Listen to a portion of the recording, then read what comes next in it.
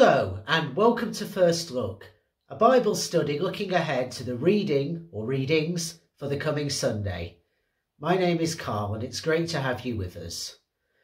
This week we're looking at two of the 6 parables that appear in the Gospel of Mark, the parable of the seed that grows by itself and the parable of the mustard seed.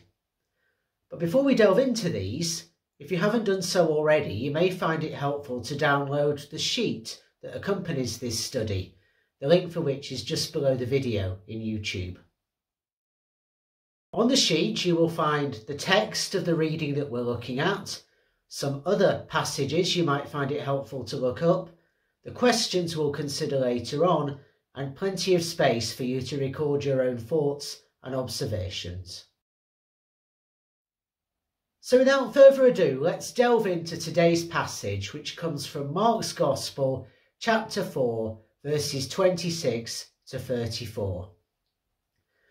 We're in Galilee, and Jesus has been preaching and teaching by the lake there, as we find out in verse 1 of this chapter.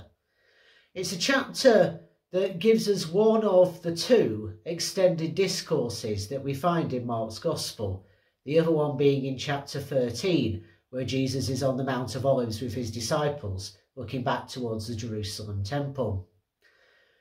The substantive parable in this chapter is in verses 3 to 8. It's the parable of the sower, which Jesus taught to the crowds and went on to clarify in private to his disciples in verses 10 to 20. After that parable, there's a little bit of teaching about letting our light shine out, and both a promise and a warning about heeding Jesus' teaching. That's verses 21 to 25.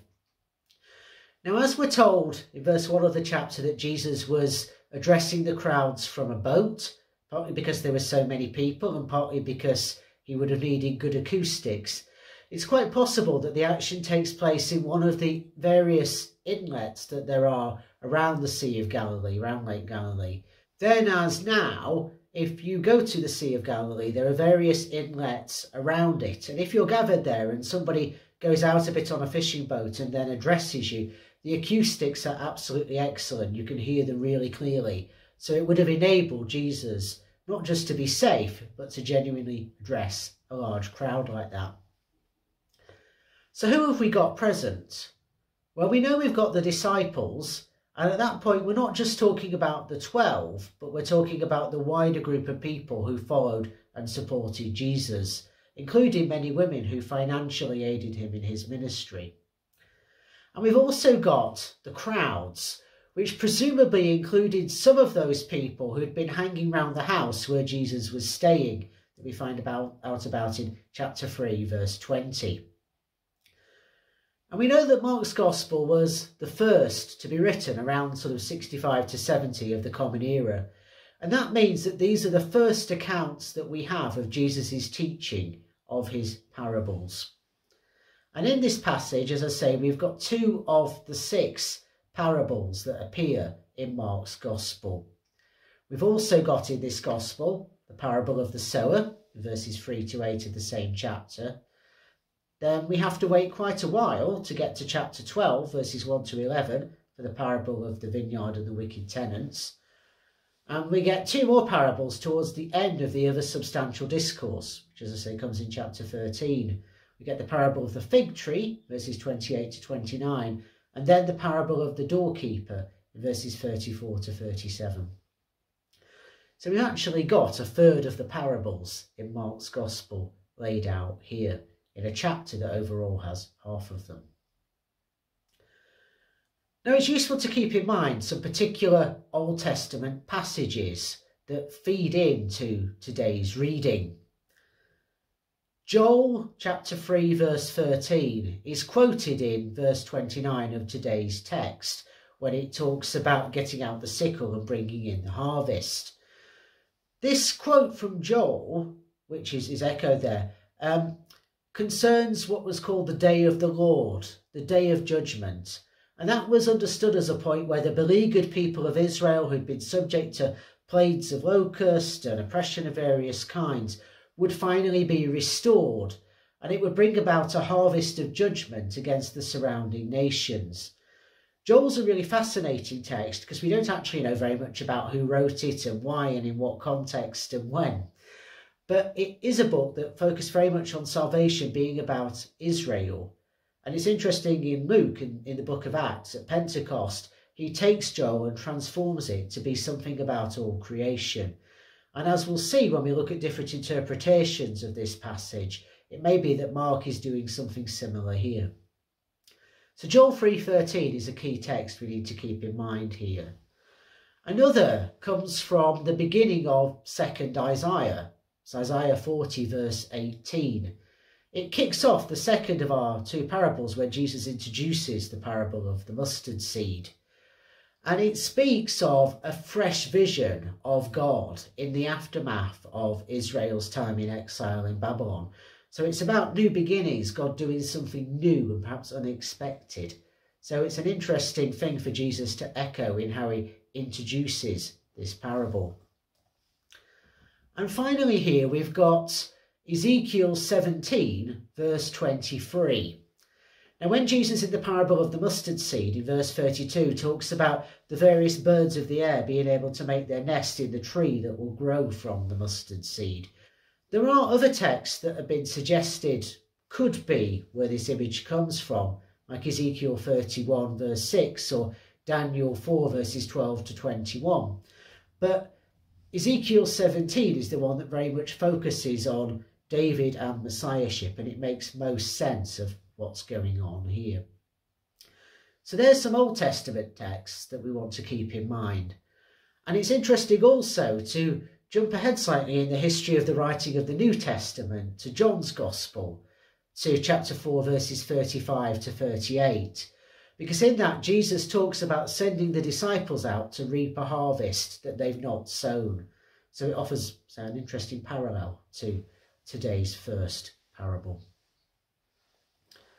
So we noted that these are two of the 6 parables that we find in Mark's Gospel. And interestingly, they're the only 2 that illuminate the nature of the kingdom of God. We see in verses 26 and 30. There are plenty of others that we might draw on from other Gospels, notably Matthew and Luke. But for Mark, so these are the only 2 kingdom parables that we've got. So let's look at the first one first, the parable of the self-growing seed that we find in verses 26 to 29. Now it begins with the Greek words kai elegon or elegion, which translate to "and he used to say." Now the significance of highlighting this is that we don't know precisely, because of the ambiguity in the transitions from one thing to another that we often find in Mark's Gospel, whether Jesus was definitely addressing the whole crowd or continuing to address his disciples privately. We find the same question in verse 21, where Jesus talks about letting your light shine out. But looking at this as "and he used to say" does suggest that the most likely thing that's going on here is that Jesus is now addressing those whole crowds again from the boat. The seed that we have in verse 26 reflects small beginnings, like the bunch of disciples that were centred around Jesus at that time. And we get a similar image with the parable of the mustard seed. Jesus talks about it as the smallest seed that goes on to yield the biggest tree. So the holding of those 2 parables together does help us to see that there's a particular emphasis on small beginnings, unlikely beginnings maybe, that grow into something wonderful. Now when it talks in verse 27 about the seed sprouting up, this might be a messianic image, as some commentators have argued. It might reference verses like Zechariah 3 verse 8 or 6 verse 12. It might reference things like Jeremiah 23 verses 5 to 6 or 33 verses 14 to 16. Lots of potential messianic references. And Tom Wright, in his commentary, certainly supports that point of view, when he also notes that the Greek word that's used for get up, when the farmer gets up and goes about his daily business, is one of the Greek words that's regularly used for resurrection. And that meant at that time not getting to heaven when you die so much as a restoration of Israel's fortunes. So for Wright, it very much focuses around the person of Jesus as the coming new Messiah. But not all commentators read it quite like that. There's something in the seed that brings growth, as we go in verse 28, even though the farmer doesn't know what's going on, as we go in verse 27. And Marcus Bock, in his commentary on this, argues that shows us this is more about the work of the kingdom that was breaking in with Jesus and is still breaking in today as we await its coming in all its fullness. So this is more about God's kingdom and less explicitly Christological, less explicitly focused on the person of Jesus as the Christ, as the Messiah. So there's two different ways of looking at this parable, at least two different ways. And the reference in verse 29 to the harvest, which as I say is an echo of Joel chapter 3 verse 13, shows for Wright that this parable is about the restoration of Israel.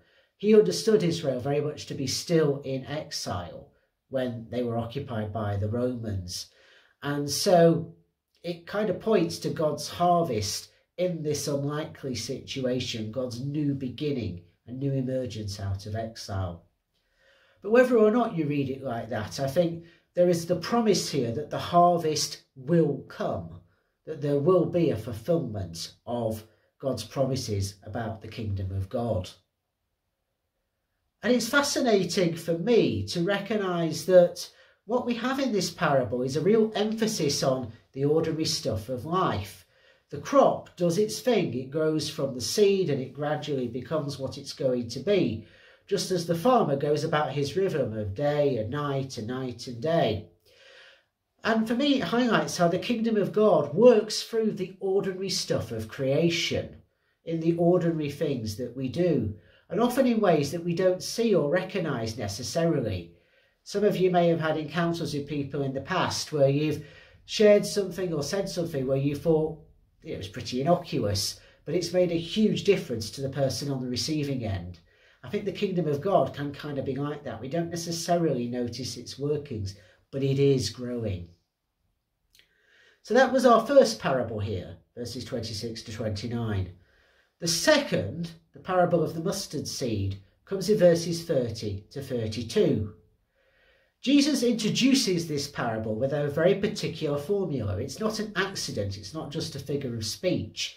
It points back to chapter 40 of Isaiah, so verse 18, which is the beginning of 2nd Isaiah. So we've had the kind of pre-exilic stuff where Israel is endangered. And then we have God talking to them about new hope, bringing them out of exile, restoration, renewal. And it begins, if we run this imagery through, with the small mustard seed of verse 31. Now this isn't a horticultural guide. Mustard seeds weren't actually the smallest seeds kicking around and didn't necessarily yield the biggest plants that you could get, though they would grow to about 6 to 9 feet. But that's not the point here. Perhaps more interesting is the fact that mustard seeds, the plants that emerged, were considered weeds because they would take over a whole plot quite quickly if left to their own devices. And it's a really interesting image, I think, the kingdom of God as a weed, something that's tenacious, that's hard to kill, that spreads, perhaps whether you want it to or not. And these plants, we're told in verse 32, will grow sufficiently big and have enough branches so that various birds could come from all over and make their nest in them, which is echoed by that imagery I talked about from Ezekiel.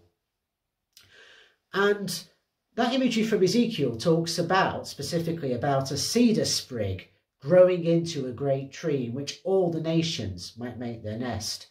So there's something here about the kingdom of God being something that people from all nations can find shelter in, can dwell in, can make their home. So there's an awful lot packed into just those 3 verses in our second parable. And we learn finally in verses 33 to 34 of today's reading that using parables to teach was part of Jesus' method. So although Mark only records 6 parables for us, Jesus used these sorts of methods, stories that get under people's skin and you have to wrestle with and can be interpreted in different ways, to enable people to begin to grapple with the mystery of what the kingdom of God is like and perhaps hopefully begin to see some of it for themselves. But this wasn't always an easy thing to do. And so we learn in its final verse that Jesus, as any rabbi would do, explained the meaning of his teaching to his disciples later on in private.